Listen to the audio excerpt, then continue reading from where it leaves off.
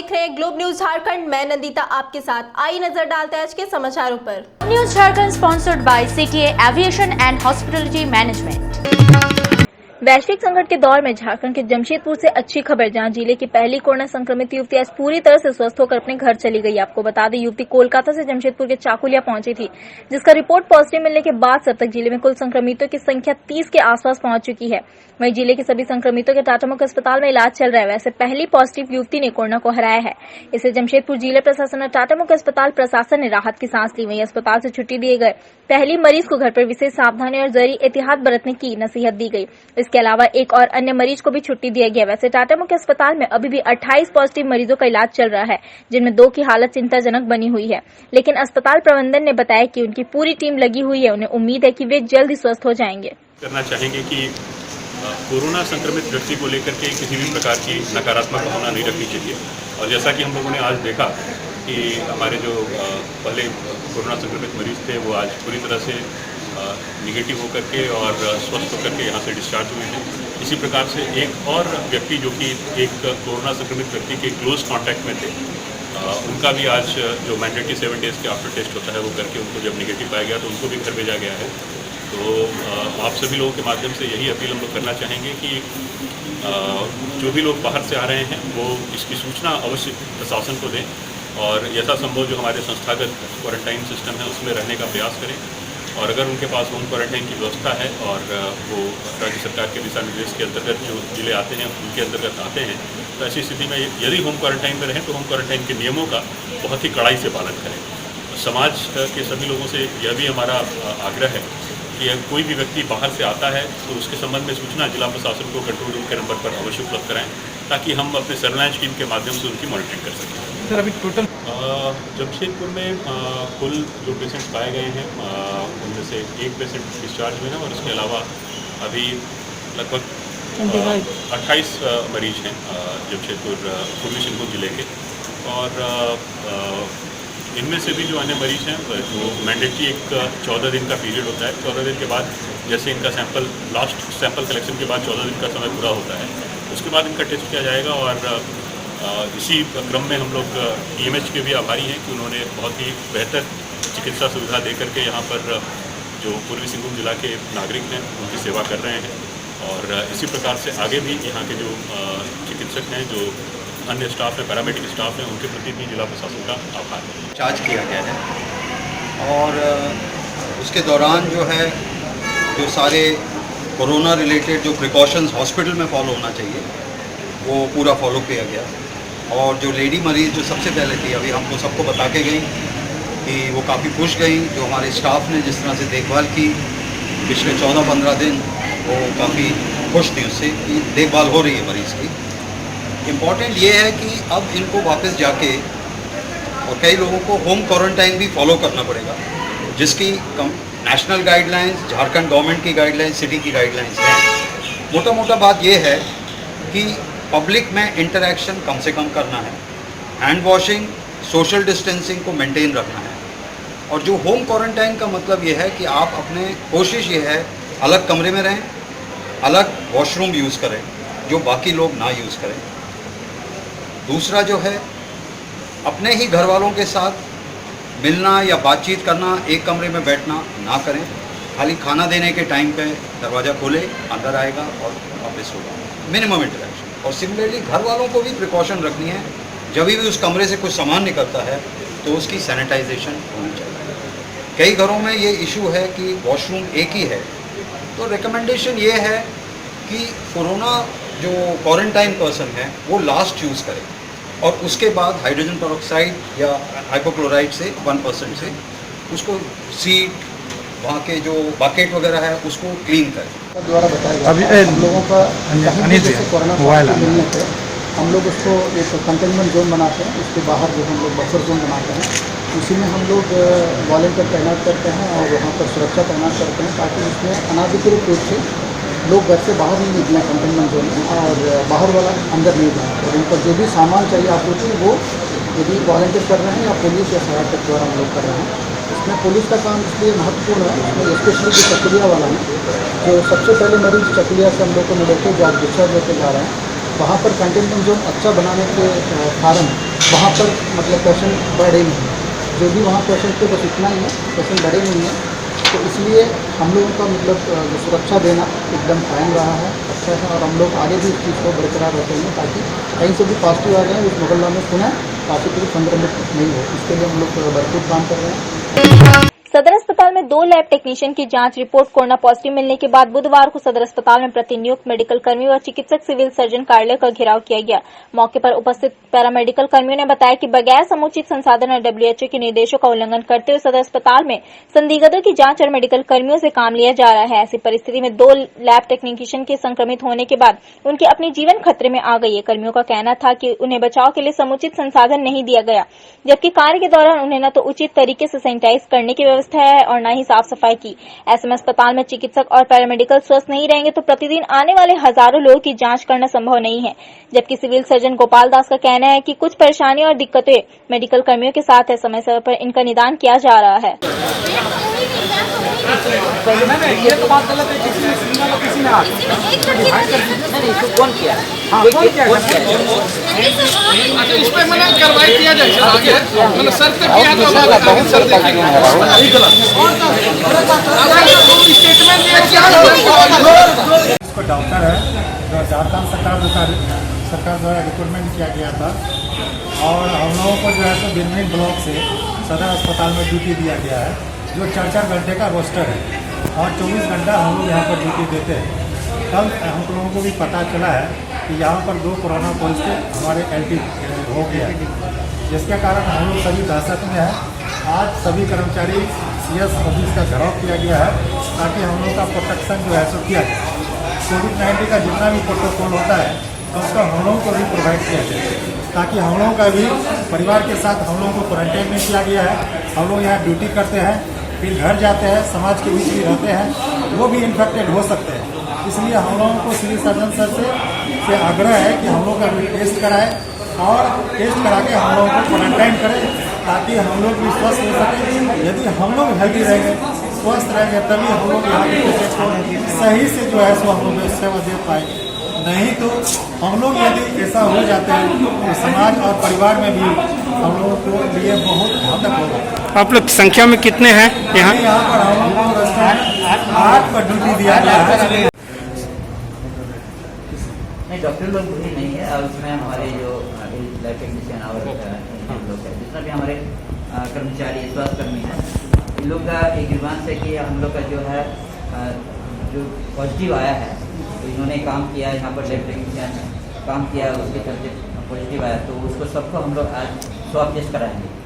पहला वो लोग का डिमांड है कि स्वाब टेस्ट सबको कराइए, रिपोर्ट आने तक हम लोग उसको अभी हम लोग नहीं करेंगे काम। जो भी सेकेंड है कि इन लोग का जो तकलीफ है कि हम लोग का जो प्रॉपर खाना पीना पानी भी नहीं मिलता है तो उस पर भी हम लोग उसको निराकरण करेंगे।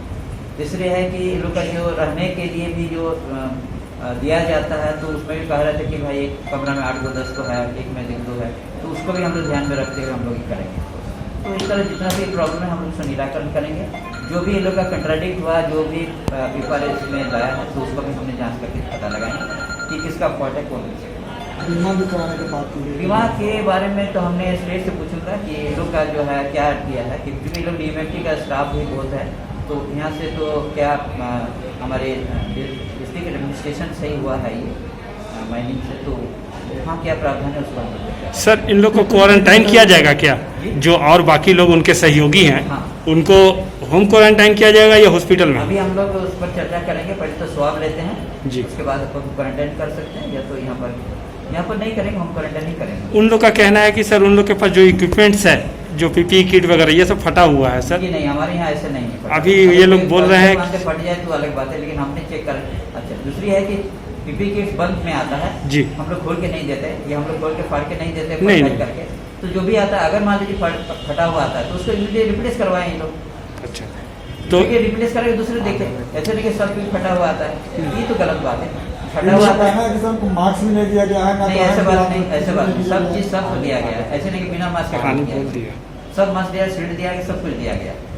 यानी संसाधन इन लोग के पास प्रॉपर है। भरपूर है। हम लोग जो मेरे स्टॉक में दिखा रहा है सब कुछ है। इन लोग को जो भी दिया गया, जो अगर हम लोग जांच कराएंगे, अगर नहीं मिला है तो जो हमारे जो फॉल्ट होगा उस पर करवाएंगे। तो आज ये जो जैसे थर्मल स्कैनिंग हो रहा था वो सब चलता रहेगा? वो सब चलता रहेगा। थर्मल स्कैनिंग क्वारंटाइन में भी जाएगा। जी ठीक है। झारखंड सरकार द्वारा पेट्रोल डीजल के दामों में वृद्धि करने के संकेत के बाद Jharkhand petrol diesel dealer association ने वृद्धि का विरोध शुरू कर दिया है और सरकार को इस फैसले को वापस लेने की मांग की।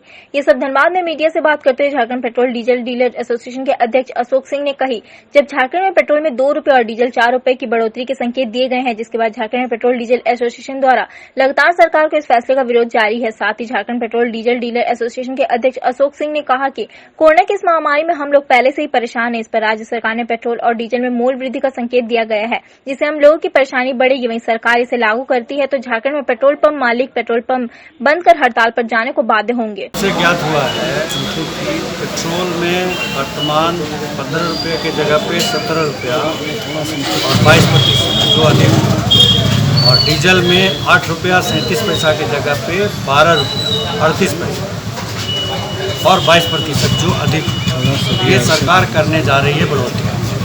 ये मीडिया के माध्यम से जानकारी मिली। अभी पिछले 15 तारीख सरकार ने जो रियायत थी डीजल पेट्रोल में 2 रुपया 50 पैसे प्रति लीटर का, उसको सरकार ने विड्रॉ किया और नतीजा हो गया कि 2.5 रुपया महंगा हुआ झारखंड में डीजल और पेट्रोल दोनों की कीमतों में इजाफा।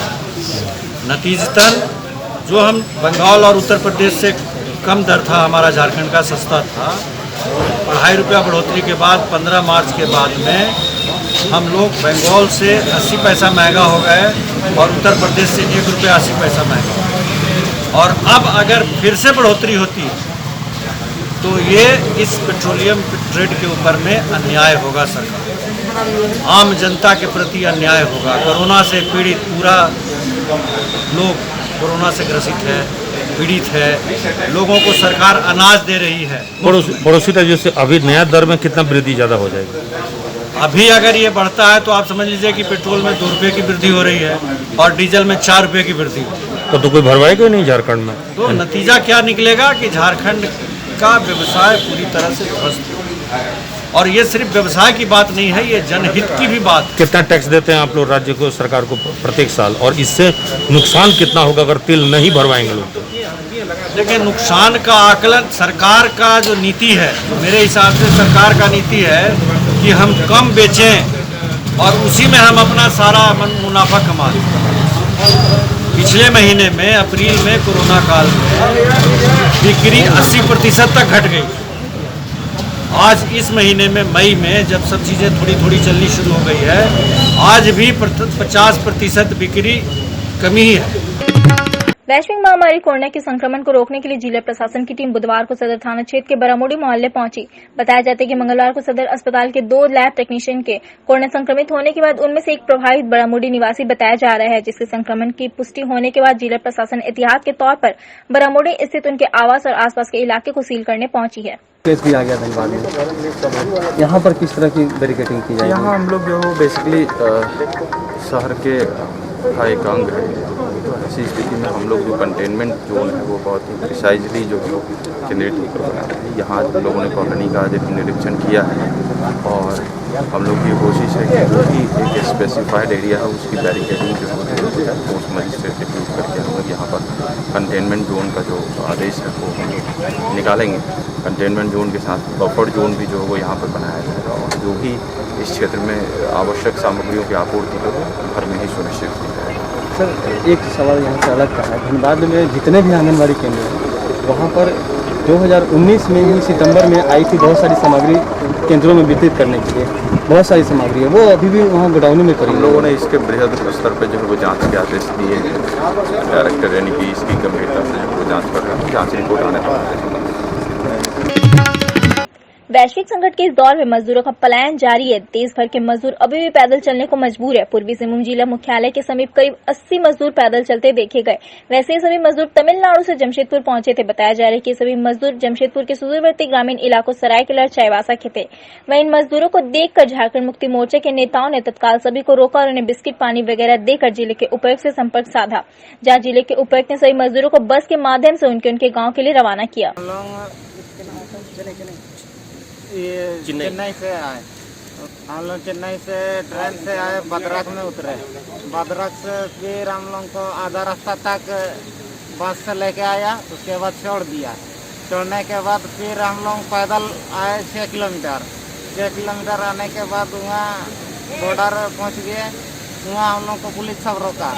वहाँ से फिर हम लोग को रात में एक ट्रक में बैठा के यहाँ जमशेदपुर पहुँचा दिया। उसके बाद फिर यहाँ से हम लोग पैदल आए और यहाँ डीसी ऑफिस में हम लोग आ गए। अभी डीसी ऑफिस से हम लोग पहले महिला बैठ जाएगा, पहले महिला है वो बैठी। पानी JMM का नेता लोग दिया। हम लोग बस से जाएंगे रतन सरदार। मेरा गांव है बारनिया पोस्ट टोकलो, थाना टोकलो, जिला पश्चिमी सिंहभूम। हम सुबह सुबह निकले थे मानगो जाने के लिए। डीसी ऑफिस के सामने हम देखे कि 70-80 मजदूर यहाँ पर बैठा हुआ है। तो हमने गाड़ी रोक कर 3 लोगों से पूछा कि आप लोग आ रहे हैं कहाँ। 3 लोगों ने बताया तमिलनाडु से आ रहे हैं, किसी साधन पकड़ करके। तो फिर हमने इन लोगों को तुरंत तत्काल में हमारे गाड़ी में बिस्कुट था, पानी था, मैंने वो उपलब्ध कराया और संबंधित डीसी से बात करके इन लोगों को चाईबासा, सरायकेला और CKP 3 जगह इन लोगों को जाना है। मैंने डीसी साहब से अनुरोध किया कि इन लोगों को व्यवस्था तुरंत किया जाए जाने का। हाँ, ये लोग जा रहे हैं। डीसी साहब ने बस भी भेज दिया है, ये लोग जा रहे हैं। एक तरफ वैश्विक संकट कोरोना का कहर, दूसरी तरफ देश में प्रचंड गर्मी का प्रकोप। झारखंड की औद्योगिक नगरी जमशेदपुर के गैर कंपनी इलाकों में बिजली का बुरा हाल से आम लोगों का जीवन बेहाल चला है, जहां दिन तो दिन रात कोई बिजली की आंख में चौली से जनजीवन बुरी तरह से प्रभावित हो रही है। वैसे लॉकडाउन के कारण देश भर के उद्योग धंधे बंद है, इसके बावजूद बिजली की अनियमित आपूर्ति लोगों को बेहाल कर रही है। वहीं जमशेदपुर व आसपास के इलाकों में 7 से 8 घंटे बिजली रह रही है। इन सबके बीच आजसू और जमशेदपुर पूर्वी के विधायक सरजू राय की पार्टी भारतीय जन मोर्चा का एक प्रतिनिधिमंडल आज जमशेदपुर विद्युत महाप्रबंधक कार्यालय पहुंच अविलंब अनियमित विद्युत आपूर्ति को दुरुस्त किए जाने की मांग की। वहीं दोनों ही दलों के नेताओं ने बारी बारी से महाप्रबंधक से मुलाकात कर अपनी मांग रखी। वहीं आजसू ने विभाग को 15 दिनों का अल्टीमेट दिया। वहीं भारतीय जन मोर्चा ने 1 हफ्ते के भीतर सुधार नहीं होने पर चेतावनी देते हुए कहा कि अगर बिजली व्यवस्था में सुधार नहीं होते महाप्रबंधक के कार्यालय के बाहर धरने पर बैठ जाएंगे। आज हम लोग विद्युत महाप्रबंधक मंडल के पास आज हम लोग आए हैं। परसूली जुगसलाई बागबेड़ा क्षेत्र की मांग को लेकर जो बिजली आपूर्ति जो है घंटों तक लाइन चली जा रही है, रात भर जो आदमी परेशान है, उसी मांग को लेकर हम लोग आए हैं कि इस पर तुरंत अविलंब कार्रवाई किया जाए और बिजली में सुधार किया जाए। तो GM साहब के साथ मिलने के बाद उन्होंने आश्वासन दिया कि हम जल्द से जल्द इस पर कार्रवाई करके सुधार करने की कोशिश कर रहे हैं। आजसू पार्टी इसमें मांग करती है कि अगर 15 दिनों के अंदर अगर इस पर कार्रवाई नहीं हुई तो उग्र आंदोलन पर उतरेगी। मानिक मल्लिक, आजसू पार्टी नगर उपाध्यक्ष। माननीय विधायक सरजू राय जी के पार्टी के बैनर तले जमशेदपुर महानगर के संयोजक, पूर्वी और पश्चिम विधानसभा के संयोजक 5 सदस्य प्रतिनिधिमंडल हम लोगों ने मिला। और हम लोग के मिलने का कारण यही है कि प्रचंड गर्मी में जहां एक तरफ जनता त्रस्त है, वहीं दूसरी तरफ बिजली का जो आंख मिचोली का खेल चल रहा है। बस्ती एरिया में सारे जगह में पूर्वी और पश्चिम विधानसभा में खास तौर के 12 घंटा, 14 घंटा, 16 घंटा तक बिजली कटआउट रह रहा है। या बच्चों को पढ़ने में दिक्कत हो रहा है, पीने का पानी, बिजली से ही सारा चीज़ है, पीने के पानी उपलब्ध नहीं हो पा रहा है, घर के बच्चे पढ़ नहीं पा रहा है, गर्मी में अलग त्रस्त है। हम लोगों ने कहा कि हर बार ही गर्मी के समय में ऐसा क्यों होता है कि बिजली समस्या उत्पन्न हो जाती है, आप सप्लाई नहीं दे पाते हैं, ऐसा क्या कारण है? अभी तक आप लोगों ने क्यों उसका 2020 में हम लोग रह रहे हैं, एक तरफ IT और सेक्टर का हम लोग बात करते हैं, चांद में घर बनाने का बात करते हैं, बस्ती में हम लोग के पास बिजली नहीं है, ट्रांसफार्मर नहीं है, AB स्विच तक नहीं है। तो इन सारी जो मुद्दा है उस सारे में हम लोगों ने बात किया। और जिस जगह में काम हुआ है पोल जर्जर है, पोल झुक गया है, आप लोग देखिएगा सीताराम डेरा, कानू भट्टा, सब सारा जगह में पोल तक झुक गया है, नंगा तार दौड़ रहा है, कभी भी तार से फ्लैश होता, थोड़ा आंधी तूफान आता है, उड़ जाता है बिजली। तो इस सारे चीज़ के हम लोग बोले देखिए बहुत हो गया बातचीत, आप धरातल में काम उतारिए, नहीं तो हम लोग भारतीय जन मोर्चा के जितने भी पदाधिकारी हैं सारे लोग रोड पे उतर जाएंगे, आपके कार्यालय को ताला मार देंगे, पूरी विधि व्यवस्था को हम लोग ठप कर देंगे। जिसकी जवाबदेही जिला प्रशासन और राज्य सरकार की होगी, क्योंकि गरीब जनता के साथ खिलवाड़ हम लोग बर्दाश्त नहीं करेंगे। है कि यथाशीघ्र सारे जो भी मुद्दे हैं सेंसिटिव है, उन्होंने खुद स्वीकार किया है और बोला यथाशीघ्र हम सारा मुद्दों पे हम लोग ये करके निश्चित तौर से सारा चीज़ को हम लोग दूर करेंगे।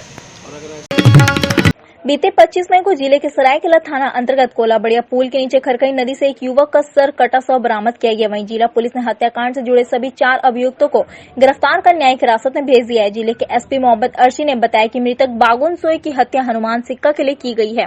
उन्होंने बताया कि मृतक के पास हनुमान सिक्का था। ऐसी मान्यता है कि यह सिक्का जिसके पास होता है उसे कई सिद्धियां प्राप्त होती है। एसपी ने बताया कि सभी खरकई नदी के तट पर सिद्धि के लिए जुटे थे, जहां सभी आरोपियों ने सिक्के के लोभ में बागुन सोय की हत्या कर दी। वहीं पुलिस ने हत्या में प्रयुक्त हथियारों का मोटरसाइकिल, मृतक का मोटरसाइकिल, मोबाइल फोन और 2 हनुमान सिक्का बरामद किया है।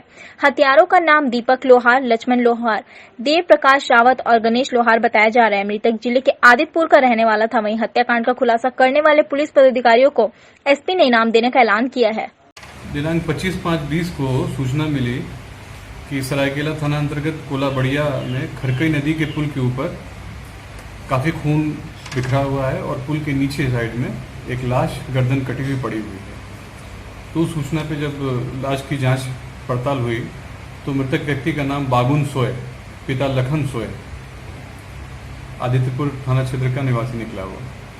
तो इसके बारे में जब परिवारजनों को सूचना दी गई तो उनकी पत्नी के आवेदन पे सरायकेला थाना कांड संख्या 93/2020 दिनांक 26/5/20 धारा 302, 201 एंड 34 आईपीसी में कांड दर्ज किया गया। तो इस हत्याकांड की गुत्थी को सुलझाने के लिए कई टीमें बनाई गई अनुमंडल पदाधिकारी साहब के नेतृत्व में। इसके अतिरिक्त इसमें इंस्पेक्टर साहब भी थे, पास्कल टोप्पो जी थे, थाना प्रभारी थे और अन्य जवान शामिल थे। और इस बिल्कुल क्लूलेस मर्डर का 24 घंटे के अंदर इन्होंने बहुत बेहतरीन ढंग से अनुसंधान करके इसकी सत्यता सामने ले आई थी।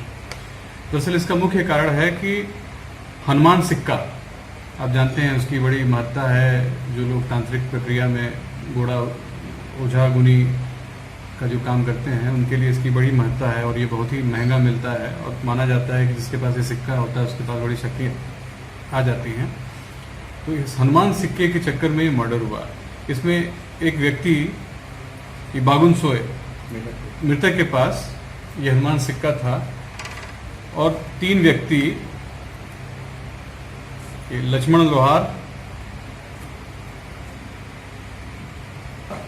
देव प्रकाश रावत और गणेश लोहार, ये 4 लोग इस व्यक्ति के पास आए थे। उसके साथ कुछ तांत्रिक अनुष्ठान क्रिया किया था और इस सिक्का को हासिल करने की लालच में इन्होंने उसकी स्पॉट पे ही हत्या कर दी और हत्या में प्रयुक्त हथियार का लगभग सभी ने इस्तेमाल किया वहाँ पे।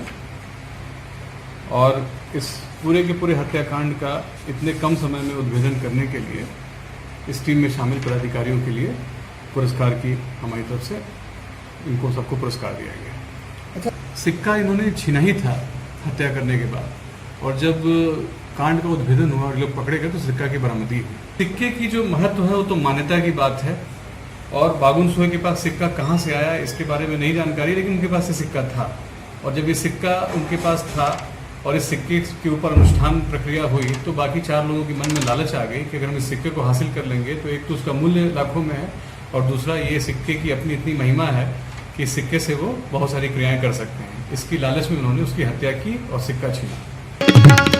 राज्य में कोरोना महामारी और लॉकडाउन के बीच राज्य से बाहर गए प्रवासी मजदूरों के आने का सिलसिला लगातार जारी है। पूर्वी सिंहभूम जिले के लगभग 16,000 मजदूर बाहर है, जिनमें से लगभग 1,500 मजदूर वापस आ चुके हैं। ऐसे में इनको रोजगार देने हेतु राज्य सरकार की तरफ से कई नई योजनाएं लाई जा रही है। जिले के डीआरडीए निदेशक अनीता साहब बताती कि इनके लिए रोजगार प्रदान करना सबसे बड़ा चुनौती है। इसको ध्यान में रखते हुए बड़ी संख्या में योजनाएं मनरेगा के साथ राज्य सरकार ने जोड़ा है, जिसमें बागवानी, फलों की खेती, पेयजल से जुड़ी योजनाएं शामिल है। उन्होंने कहा कि प्रत्येक गांव में 5-5 योजनाएं चलाए जाने का निर्णय लिया गया है और इसके तहत सभी मजदूरों को रोजगार प्रदान राज्य सरकार करेगी, जिसकी तैयारी जोरों पर है और प्रवासी मजदूरों को दोबारा बाहर काम के लिए न जाना पड़े, इसके लिए सरकार के द्वारा इन योजनाओं को लाया जा रहा है। 16,907 प्रवासी मजदूर जो है हमारे यहाँ के बाहर हैं, उसमें से 25 तारीख तक हमारे यहाँ 1,514 प्रवासी मजदूर अलग अलग ब्लॉक में पहुँच चुके हैं और सरकार के द्वारा जो मनरेगा के तहत लोगों को रोजगार देने की जो योजना है, जिसमें 3 नई योजना शामिल की गई है।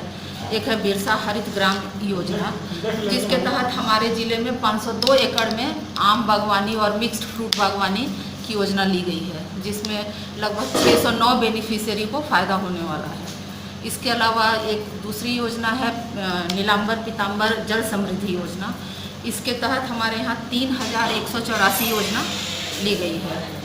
और तीसरी योजना है वीर शहीद पोटो हो खेल योजना, जिसमें 19 योजना अभी तक ली गई है। और हम लोग का लक्ष्य है कि हर एक गाँव में कम से कम 5 योजना चलाएं। जब हमारे प्रवासी मजदूर 14 दिन का क्वारंटीन पीरियड को जब बिता लेंगे, तब इन लोगों को लार्ज स्केल पे काम मुहैया कराया जाएगा, ताकि इनको बाहर जाने की जरूरत नहीं पड़े। जमशेदपुर के बागबेड़ा थाना अंतर्गत खरकई नदी में बड़ौदा घाट में एक अज्ञात युवक डूब गया, जहां इसकी सूचना मिलने पर बागबेड़ा पुलिस नदी घाट पहुंची और गोताखोरों की मदद से युवक की तलाश में जुट गई।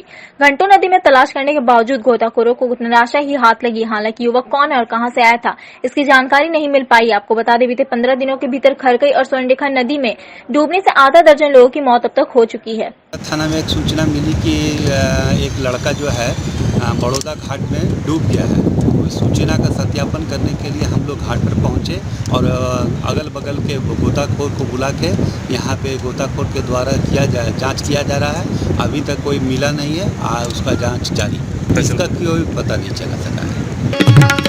जमशेदपुर में ट्रेन के माध्यम से लगातार प्रवासी मजदूरों का आना जारी है। बुधवार को गुजरात के मोरबी से 1400 से अधिक श्रमिकों को लेकर विशेष ट्रेन टाटानगर रेलवे स्टेशन पहुंची।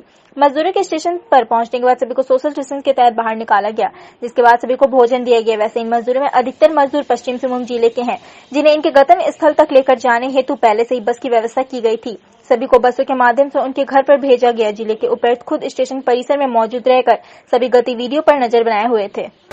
कुल लगभग 1400 से अधिक हमारे प्रवासी श्रमिक यहाँ पर आए हैं। इनमें से अधिकांश जो है वो पश्चिमी सिंहभूम जिले से हैं और पश्चिम सिंहभूम जिले से यहाँ पर बस भी है, साथ ही साथ इनके भोजन की भी व्यवस्था यहाँ पर की गई है। हमारा प्रयास है कि कम से कम सुविधा के साथ इनको उसके गंतव्य स्थान पर भेजा। अभी कल और परसों दोनों दिन मोरबी से ही ट्रेनों के आने की संभावना है। उसमें भी अधिकांश जो यात्री हैं वो पश्चिम सिंहभूम जिले के ही।